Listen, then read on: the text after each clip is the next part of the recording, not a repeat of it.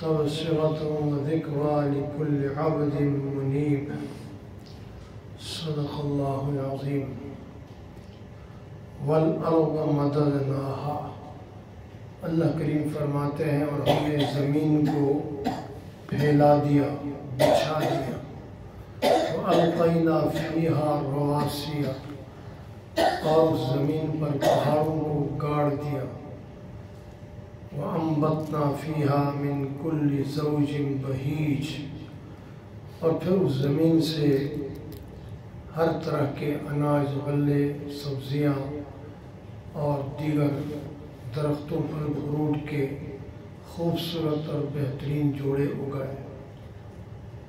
تبصرۃ و ذکریٰ لکل عبد منیب، یہ اس میں بصیرت اور نصیحت ہے ہر اس بندے کے لیے جو اللہ کی طرف رجوع کرنے والا ہے۔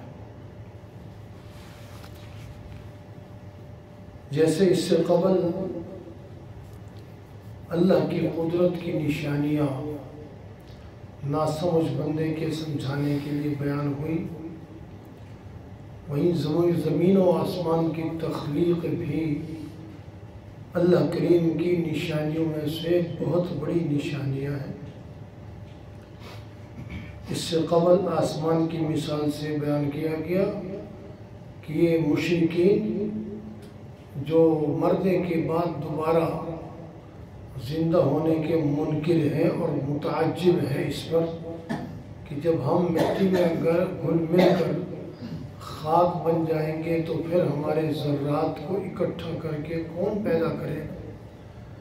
اس کے اللہ کریم نے جوابات مرحمت فرمائے، اور ان میں سے ایک جواب یہ ہے کہ یہ آسمان کی طرف نہیں دیکھتے، آسمان کی تخلیق اور بناوٹ پر غور کر کے یہ اللہ کی قدرت کو سمجھنے کی کیوں کوشش نہیں کر رہے، جس اللہ نے اتنے بلند و بالا اور خوبصورت اور اتنے بڑے آسمان کو پیدا فرمایا، اس کے لیے اس انسان کا دوبارہ بنانا کیا مشکل ہے۔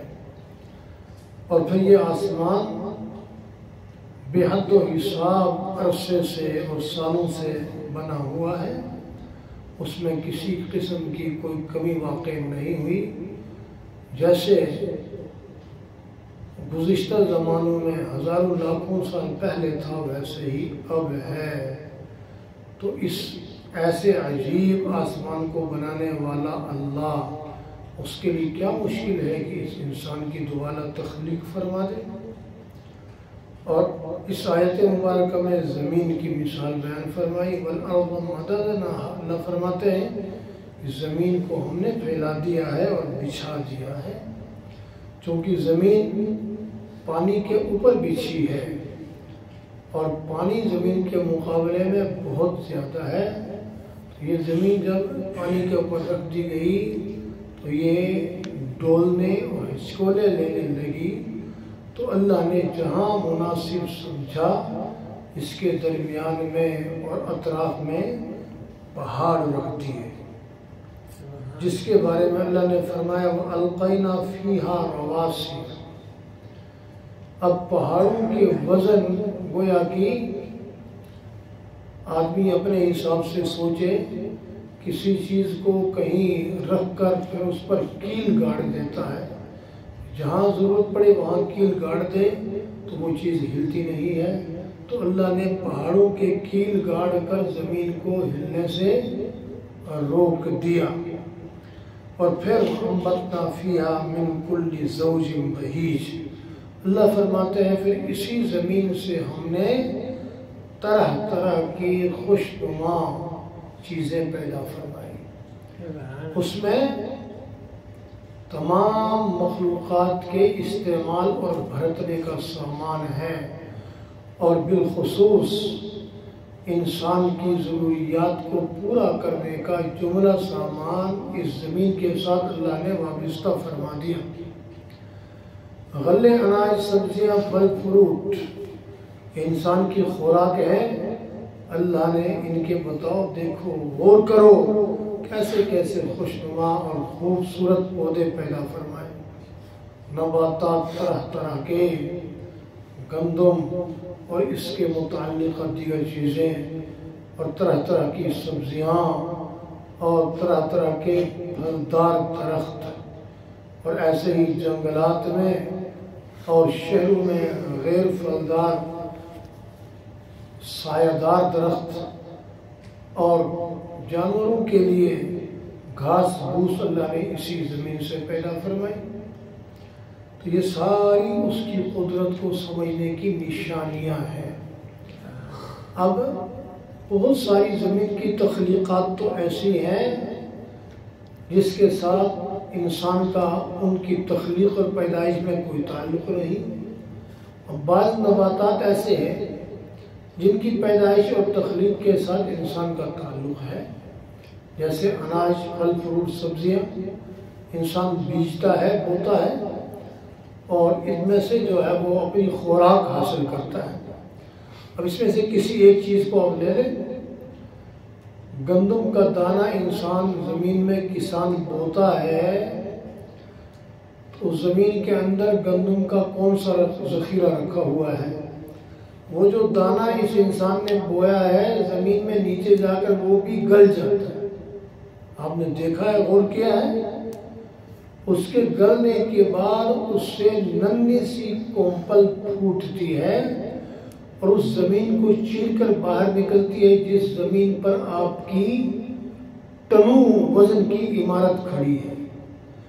अब ये इमारत उस ज़मीन को फाड़ नहीं सकती, मगर वो नन्ही सी कोंपल इस ज़मीन को फाड़ के निकलती है। तो गौर करो, ऐसा करने की ज़मीन के अंदर कौन सी ताकत है? तो ये ना बीज बोने वाला किसान का इसमें कोई कमाल है, न खुद ज़मीन का इसमें कोई कमाल है। ये कमाल वाला कौन है? अल्लाह है। तो वो अल्लाह जो गले सड़े दाने से खूबसूरत पौधा निकालता है और फिर जब वो पौधा ऊपर उठता है, अपनी कोंपल पर खड़ा होता है और फिर उसके ऊपर बालें उगती हैं, फिर उसमें एक एक खोशे के ऊपर 100 दाने होते हैं। बताओ ऐसा करने वाला कौन है? हाँ, ऊपर दरख्त है, दरख्त पर पहले फूल उगता है और फिर वो फूल फल की शक्ल इख्तियार करता है और फिर उसमें उसके बाहर के साइड पर बाज फलों के सख्त लकड़ी की टाइप की चीज़ होती है, उसके अंदर खाने की चीज़ बेहतरीन मीठा फल होता है। बाज फल ऐसे होते हैं बाहर नरम खाने की चीज़ है और उसके अंदर सख्त हड्डी और गुठली है। ऐसा करने वाला रब तेरे पैदा करने से कैसे आगे आ सकता है? तेरी तख्लीक के बाद अल्लाह करीम फरमाता है ये जितनी भी निशानियाँ यहाँ बयान हुई हैं और मज़ीद आगे बयान होंगी, उनमें तबसीरतन बसीरत है, देख कर समझने का सामान है, वह ज़िक्रा और नसीहत हासिल करने वाले के लिए नसीहत है। अब चूँकि तमाम इंसानों की समझ एक जैसी नहीं है और तमाम इंसान हर इबरत आमूज़ चीज़ से इबरत हासिल नहीं करते, तमाम इंसान हर नसीहत वाली चीज़ से नसीहत हासिल नहीं कर सकते, इसलिए आगे अल्लाह करीम ने फरमाया लिकुल्लि अब्दिन मुनीब, ये नसीहत और इबरत और याद दहानी ऐसे बंदों के लिए है जो अल्लाह की तरफ रुजू करने वाले हैं। तो अल्लाह की तरफ रुजू करने वाले अल्लाह की तख्लीक और अल्लाह की कारीगरी पर गौर करके अल्लाह की अजीम कुदरत को समझकर फिर अल्लाह के आगे झुकते हैं, फिर अल्लाह की शान और कुदरत को तस्लीम करते हैं, फिर अल्लाह की बड़ाई उनके दिल के अंदर बैठ जाती है। और नादान और नासमझ इंसान न इन हक़ाइक़ पर गौर करता है, अगर गौर कर भी लेता है तो उसकी समझ में कुछ नहीं आता, लिहाजा न वो अल्लाह की कुदरत और कारीगरी को समझे और न अल्लाह की किबरियाई और बड़ाई को समझे। इसलिए अल्लाह करीम ने यहाँ ये मिसालें वाज़ेह तौर पर बयान फरमाई है कि ताकि ये नासमझ इंसान इस बात को समझकर ऐसा परवरदिगार जो इतने बुलंद व बाला بے ستون بے سہارا آسمان کو پیدا کرنے والا ہے اور جو پانی کے اوپر زمین کو رکھنے والا ہے۔ بارہا میں یہ مثال بیان کر چکا ہوں کہ آپ پانی زمین سے پانی کا بہت بڑا جگ لے لیں، برتن لے لیں، ٹب لے لیں، اس میں پانی بھر دیں اور اسی زمین سے کھرچ کر مٹی رکھ دیں، تو کیا اس طرح جیسے یہ زمین پانی کے اوپر قرار پکڑے ہوئے ہے وہ مٹی اب قرار پکڑ سکتی ہے؟ وہ مٹی تو اس پانی میں گھل جائے گی۔ تو لہذا اس زمین کو پانی میں گھلنے اور ملنے سے روکنے والی ذات اللہ ہے۔ تو ایسی ذات کے لیے کیا مشکل ہے انسان کا دوبارہ اعادہ کرنا؟ اور پھر گلے سڑے دانے سے درخت اگانے والی ذات، پھل پھول اور اناج اگانے والی ذات، اس کے لیے کیا مشکل ہے انسان کا اعادہ کرنا؟ تو لہذا کہہ دو کوئی مشکل نہیں، وہ ہر طرح کا تخلیق کرنا جانتا ہے اور ہر چیز اس کے علم میں ہے۔ اللہ کریم سمجھنے اور عمل کرنے کی توفیق عطا فرمائے۔